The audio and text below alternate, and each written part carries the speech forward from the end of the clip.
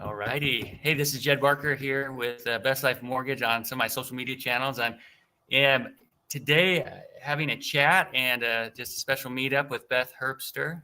She's with Carlina Advisors? Carlina Home Advisors, powered by KW, mouthful. Powered by KW, yeah.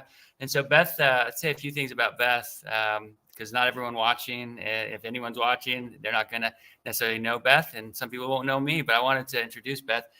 Her and I, we've known each other. I think we're going on 4.5 years. So it's been just a little bit. Time fly by. And I gauge most of it for how long I've been in my current home, which is 3 years. And I'm like, yeah, I've been here 3 years. So that means I've known you for at least 4 or 5 years. I don't even know. But she's been an awesome real estate partner of mine. She's how long have you been a real estate agent, Beth? I don't know. I got my license in 2018. Yeah, okay. 2018. Yeah, so you and I are almost on the same pathway, right? Because I got my loan officer license, I think at the beginning or right around 2000, end of 18 or beginning of 18 or something like that. So we're sort of on that pathway together, which is pretty good. So I think when we met, we were both in the business for about 1.5 years or something like that, as that goes. But Beth's always been someone that personally so I'm a loan officer, that I can trust 100% with anything to do on the real estate side. And when the words that come to my mind with Beth, when I'm thinking about like how well she takes care of people, is she portrays confidence, not just in herself, but after she's consulted with any clients that I know, she's helped them build confidence in themselves, which makes someone a lot more confident in the buying process, right? Stuff like that. Other things is just competence. So you have confidence and then you have competence. Beth knows what she's doing. Things aren't getting by her. She's not surprised when this comes up or that comes up. And she's also super level-headed, so that everything is just sort of like a day in the field of a realtor, right? Like calming down this person, making sure this goes right on this side. And it's just a super. And then the last one, and I could go on all day about Beth, but I don't know if we will, is that she truly loves the people that she serves. And when I think of a word, service, that's what I think of Beth, is she serves people. She's not just working for them or getting paid by them or whatever. She serves them to the best of her ability, which is awesome. And that helps them become very confident and successful in their journey, right? So today, Beth and I are going to do, we're going to chat about a few things. One, both of us serve a lot of first-time home buyers. And as first-time home buyers, there's special things that these, if you're in that category as a first-time home buyer, that you'd want to know to save yourself maybe pain, or to be more successful, or to be happier, to have a better experience. So I know Beth can talk about that really well. So we'll talk about that. And mostly we're just going to talk about that. So if you're a first-time home buyer and you want to be successful at buying a home now or this year or sometime in the next couple of years, this will be a good thing for you to listen to. You can share it with other people that are going to be buying soon. You can give us a thumbs up. You can help us spread the word, stuff like that. So Beth, I appreciate you and do love working with you. Welcome to my channel. Absolutely. Thanks for having me, Jed. I'm happy to be here. Absolutely. So let's sort of like jump into it. One thing I had written down is a lot of people I talked to actually have already talked to a real estate agent. Not everybody, but a lot of my clients have. So they might be asking you this question before they ever ask me, is like, hey, I'm new to this. Where do I even start? How do I start this process? And maybe you can talk to that a little bit for our clients or our first-time borrowers. Like, where are they starting in this journey? Well, I think, a lot of people, typically what they do is, I want to buy a house. Let's go look at houses. Right. And so they get on Zillow or they reach out to their realtor or a friend, and they're like, let's go schedule a showing. And I'm always happy to do that because that's the excitement building.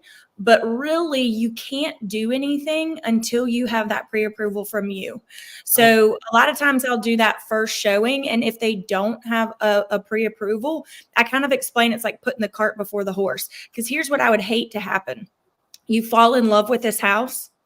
And then we're still in a pretty hot market, right? I mean, if it's priced right, and I tell people, depending on your price point, if it's your favorite house, it's 10 other people's favorite house. And so if we fall in love with this house, we're ready to make an offer, but now we have to go and get the loan approval. And depending on how quickly they can get the documents to you, I know you have a quick turnaround for the approval, but again, it falls back on their court too. And so potentially while we're doing all that, the house goes under contract. And then every house we look after that, doesn't hold a candle to that first one that we missed. So that's kind of what I would say. Step is and it's kind of simultaneously get with your realtor and or your loan officer, and then usually they either know each other or can recommend you to one or the other. Yeah, I'm going to agree with you on that one. I did not set Beth up to say that. I didn't even know she was going to say it's the first step as far as that goes. But if you don't have your finances right, if you don't understand where you should be at or what you should be looking at, or if you should even be looking right now, or if you're on your journey of preparation, then you don't necessarily know where to start. So it's a great starting point. I think that's why realtors and loan officers do have a good partnership, because both of us, we need that relationship. In my mind, we need that relationship together, because if I have someone ready financially, but they don't have anyone guiding them in the purchase process, I mean, it's not going to go that well as far as that goes. Yeah. So the blind leading the blind. Exactly. So we won't get into the whole pre-approval and all the mortgage stuff today. That's not the point, but that is important. You heard it right from Beth Herbster. If you want to get started, get your finances straight. Talk to me a little bit about how you would help build confidence with the buying process for someone who's never done it before. What are some of the things you're going to do as a realtor? So what I do personally, and especially with first-time home buyers, and even not, right? Because a lot of people, it's been 5 years, 2 years, the market changes so often. But the first thing I do is have a buyer's consult after I connect with them. And I schedule that around their, work schedule or home life schedule or whatever. And we can go to the office, we can meet at their house, whatever's convenient for them. But I just sit down with them and go through what it looks like today or in this current market to buy a home, start to finish. And we go over, of course, if they have any questions, but I'm extremely thorough in that buyer's consult, because I want them, and it is a lot of information. And so I give them a little handout to take home, and they can refer back to, and typically they have questions throughout, especially first-time home buyers, which is fine. But I want them to kind of have an understanding of the big picture, and it's like start to finish and what to expect. I think that's huge. You mentioned the trust and the confidence in the process. When you disclose or you share with people what it's going to look like, typically they feel a little bit more at ease. It's still a life-changing decision, and for a lot of people, the biggest purchase they'll ever make, right? And so it's very important that they understand the process and what it looks like and some things to expect. Yeah, I like that a lot. Beth had shared with me. I'm going to show it on the screen, and people won't be able to see it exactly, but it's a game. It's called Buyeropoly. This is a game of life, but this is a game of Monopoly. What are some of the things on here that you would go over in a buyer consult? Because you do use this in your buyer consult, right? Yeah. So this is just kind of a step-by-step moving around the board, starting at go, find your realtor, find your loan officer, get your pre-approval. And then, the fun part, start to look at homes. I talk a little bit about the contract. I don't go into a whole lot of depth in the contract right off the bat, because again, this is a whole lot of information that we're covering. And typically these meetings last about an hour, sometimes less, or sometimes more. It depends on how many questions and explaining or deep diving we go in or they want to go in. We talk about home inspections. We talk about what that looks like once we get the inspections and what to expect, because there's several things in a contract or when you go under contract that are negotiable. So your initial offer, you're negotiating the terms, then repairs. That's another kind of negotiating point. Sometimes the appraisal can be a negotiating point. And then I also include, while we're doing this, the lender is doing this, right? They're working on your file. They're sending it to underwriter. Be expecting them to ask for every week, a W-2 or whatever the case may be, right? Depending on the file. And then we talk about what the attorney's role is, right? So they're working on the file as well. They're making sure that the title is clear. There's no liens against the property. And then, like I said, we just kind of keep moving through the board until we get to closing. I think some things to highlight and what, especially first-time home buyers, and maybe even, like I said, seasoned home buyers that don't really think about, are the things in the middle. So these are things that you don't want to do. And what I tell my clients is, once we get that pre-approval, you just need to chill on your finances. Keep doing what you're doing. Don't change anything. Don't move money unless you ask Jed or your lender. Don't go out and buy a car. Don't change jobs. And so by talking about these things, if they're planning on doing that, then we can be set up for success and we know what's coming and we don't have any surprises. Yeah, I like that a lot. I don't know about you, but I think most of us in the professional, real estate field have been in the situation where we're getting close to closing, and our borrower, our clients, or your client, they're like, "Hey, I got a new job. I just started last week," kind of thing, Yeah. right? Thumbs up, or they pull up to meet you at coffee in their brand new Mercedes or something like that, right? You're like, "Oh Take no." it back. Take it back. You're like, "Oh no." It doesn't always. Yeah. What were you saying? I like to tell them, you don't go buy furniture, right? I know Yeah. you're excited with a new house, but don't put a bunch of furniture on a credit card. Like I said, you just want to chill with your finances until you get that clear to close. And then if you want to go buy a store full of furniture, put it on a credit card or a car lot, whatever you want to do, as soon as you get the keys, you can go do it. Yeah, yeah. I get this question quite a bit from all, people that are getting loans. It doesn't mean first time or not, but they ask me how long an approval is good for, right? And so they're like, Mm, "Hey, if I get this approval with you, Jed, how long is it good for?" And yeah. my answer to that's a lot with what you were saying is it's good as long as you don't change anything, right? Hmm. And so I could say it's good for 90 days or whatever, but really if you change your job or you take on more debt or you stop paying your bills or anything, like the approval's not good anymore because you just changed things. The only thing that really expires on an approval is a credit report and needs to be pulled again. Everything else needs to stay the same the whole time. You can't you're not just going to give documents once and be done with it. Usually you'll have to Right. update them later on. And there's always a chance of it. So you would make sure you're not doing anything stupid as far And as that goes. how long does the credit report? You mentioned that is the only thing that kind of expires. How long? Typically, depending on the product, but typical products are 90 days from the day we run Okay. it. As long as we Yeah. close in 90 days, we're not going to have to run your credit again. But that doesn't mean just because we don't run the credit again, that if they go take out a new car loan or something, Right. that the underwriters won't know about it because they have access to the files, the credit files. And sometimes these purchases are going to notify the lender that something's Flag it. happened. Yeah, Hmm. it happens, right? It's not a guarantee, but it's a possibility, and we don't want to take the risks of possibles, right? Kind of Yeah. thing. So that's it. So I like that a lot. Um, what? So here's a sort of a question for you. What in your experience? What are some things that first time home buyers miss a lot in preparing to get ready to buy, if anything that you can think of? I think the biggest misconception is money that they need or money that they don't know they need. Okay. Right. So a lot of times first time home buyers have talked to their parents or a family member, or, somebody who bought a house 5 or 10 years ago. And there's this kind of, I guess, for lack of a better term, stigma in the market that you have to have 20% down or you can't buy a house.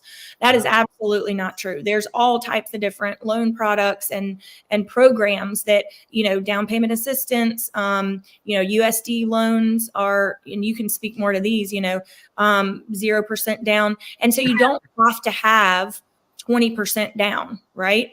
On the flip side, you do have to have some upfront money. You can't get a house for free either, right? So there's different things, that are out of pocket that you need prior to actually closing when you have your down payment and your closing costs and all that. And some of those are inspection costs, right? A home inspection can run you anywhere from $350, $380, $500, depending on what you have done.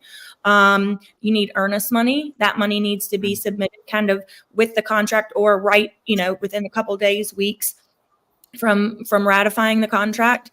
And I just think sometimes people either are over prepared or not prepared to have that kind of money right up front to pay for things. Yeah, I would definitely agree with that. So I think the solution to make sure you're prepared, I know this is a little self-serving, but to be prepared to buy a home, especially as a first-time home buyer, is get your team together early on. And in my mind, your team is a really efficient and awesome real estate agent. It's a great lender who knows the numbers and can really help you feel confident and competent in your decisions. And those are your first two team members. After that, the realtor and the lender, they can help you build the rest of your professional team, which would be like an inspector, an attorney. It could be other parts of that team. But if you have that first, then you'll be more competent, prepared to do it. Because a lot of people, they have a tendency to not want to reach out and build a team until they think they're ready. But Right. but getting ready, the team would be better to have while you're preparing than Right. to like just say, hey, I've been preparing to buy a home for the last 7 months. I think I did everything right. Let me talk to someone, where they could have missed something 6 months ago that they could have had ready now, that kind of thing. Right. And well, and you do a great job about providing, the kind of a estimated cost, right, for the transaction with closing and all the fees and things that go into it. So I know I rely on you a lot. Like, hey, what do they, if they're approved for this price point, how much do we need for closing? Do we need to ask for closing costs or assistance or whatever? I'm not in their personal finances, right? By any means. You're legally not even allowed to share that, right? Right. But I have to have some idea or ballparks of what we're working with, because some of those things go into making the offer. Yeah, absolutely. Yeah. My job has made me now. It's like I'm the guy on the first date that asks you all the questions you shouldn't ask. I'm like, hey, how much money do you have in your bank account? Oh yeah, that's interesting. What's your social security number? Prove it. Send me your pay stubs.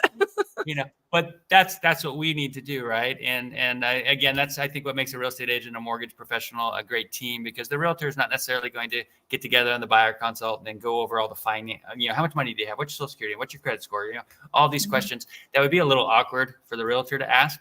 And maybe just not needed, right? And where I can be on the phone with them for a few minutes and get the approval to ask questions. Hey, can I ask you some questions that are needed for the mortgage? Yeah. Okay. What's your date of birth? What's your social security? What's, all those regular questions that you wouldn't ask someone on a first date, kind of thing. I love that. That's a great analogy. Yeah. So it's all good. I think we'll wrap up with a question. And again, this one will be from your perspective, and a little bit of a sale, but it's a true sale. Like, why would someone want to work with a real estate agent to go out and buy a home, as opposed to just calling, a listing agent and not have representation? Well, you said it right there, right? The listing agent is hired by the seller. So their first job is to protect and look out for the best interest of the seller. The reason you would want to hire a buyer's agent is so you have that representation, right? And there's plenty of agents that do both sides. It's called dual agency, and so they represent both. And it's our license are bound by we have a code of ethics that we have to follow, and so. But again, if you're in the situation where you don't care about that, or if you're thinking, hey, if you're hired by the seller first, how do I know you're not going to, put them before me? And I like to think that, all agents are ethical and they do the best they can. But again, I think it's somebody that's in your court that you've hired, that you've interviewed, right, in our buyer's consult, that is going to bat for you, right? They're looking out for your best interest. And I tell my clients, my job is to give you the information. I'm not going to give you my opinion, because it's not, my money, it's not my house, right? But I'm going to give you the facts so that you can make a decision. You're only going to get my opinion if I think you're going to shoot yourself in the foot with something. So, or I'll give you a heads up. Hey, this potentially could happen. I'm not a lawyer, but you might want to call them, or, hey, check with Jed before you make that move. Right. Yeah. So it really goes back to the team. And then, like I said, just the team and the agent that supports you and has your best interest, moving forward. Well, perfect. I appreciate that. I want to throw this up on the screen. Tell me if these numbers look right to you, Beth, but, I hope you don't mind me sharing your phone number. Most realtors don't. Stuff like that. My phone rings so much. Two more calls isn't going to make a difference. Yeah. If you've been watching this, or you watch this, in the future or whatever, this is Beth's phone number. She's easy to get a hold of. I've learned that one of the tips, and maybe if you just need a successful tip, if you're watching this, if you want to be successful in what you're doing now, pick up your phone when people call, talk to them, share with them what they're looking for. Beth will do that for you. So that's a great way to get a hold of Beth right there, on that line. And with that, I think we'll cut this. Any last words of wisdom? I don't think so. I think now is a good time, depending on who you are, whenever you're ready to buy a house. And Jed and I make a great team. So like I said, we're happy to help. Yeah, that sounds good. You just sparked one thing in my mind, and I'll leave on this. people ask me a lot, is this a good time to buy a house? I'm pretty light on that. I'm not trying to sell anyone. I'm buying anything. I don't sell products. I give people information, and I let them make up their mind, what feels right to them. And so there's people right now that is the right time for them to buy a house. There's people back in 2020 when everyone was buying houses, it wasn't the right time for them to buy a house. And so if it's right to you, it's right to you, and you'll know that. But knowing the numbers, getting a team will help you make the right decision on whether or not you're going to buy right now. Okay. So we'll leave it with that. If you've made it through 20 minutes, you probably like us. And so if you do like us, share this video with your friends that want to buy houses, and let's get the word out there that we're a great team to work with. But appreciate everyone watching that. We're going to shut out.